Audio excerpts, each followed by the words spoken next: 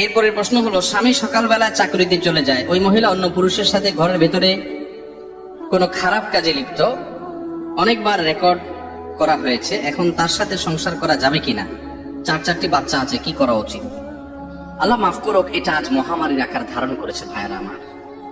এই যে পরকিয়া, মহিলার কথা বলছেন আপনি, পুরুষরা কি সব দুধের দোয়া? এ ভাই হয়তো নিজে এই পরিস্থিতির শিকার বা তিনি এই ঘটনা জানেন। এই স্ত্রীকে ভাষায় এসে বলতেছেন যে তোমাকে আল্লাহ তাআলা এত সুন্দর করে তৈরি করেছেন, দুনিয়াতে তোমার চেয়ে সুন্দর আর কেউ নেই। আর এদিকে ফেসবুকে যায়া কোন একটা মেয়ের আইডি পাইছেন তো ইটিস পিটিস তার সাথে নক করা শুরু করছেন। এরকমগুলো আমাদের মধ্যে আছে না নাই ভাই? ভাইরা আমার, পরিবারগুলো ভেঙে খান খান হয়ে যাচ্ছে, সংসারে অশান্তি শুরু হয়েছে, পরকিয়া এটা জোয়ারের মতো বাড়ছে।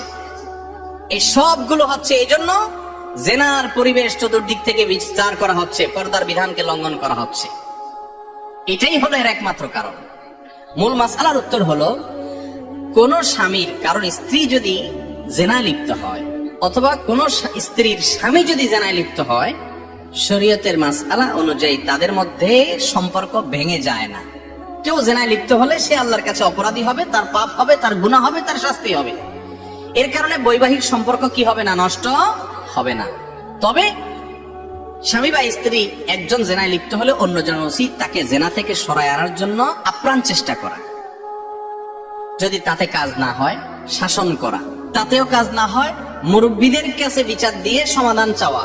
তাতেও যদি কাজ না হয়, তাহলে সেক্ষেত্রে তিনি চাইলে তার সাথে সম্পর্ক ছেদ করতে পারেন। একটা তালাক দিলেন, যদি তাদের সংশোধন হয় ভালো কথা, না হলে পরে আরেকটা তালাক দিলেন, তাতেও হয় না, ফাইনাল চূড়ান্ত তৃতীয় তালাক দিলেন, সম্পর্ক আর রাখলেন না।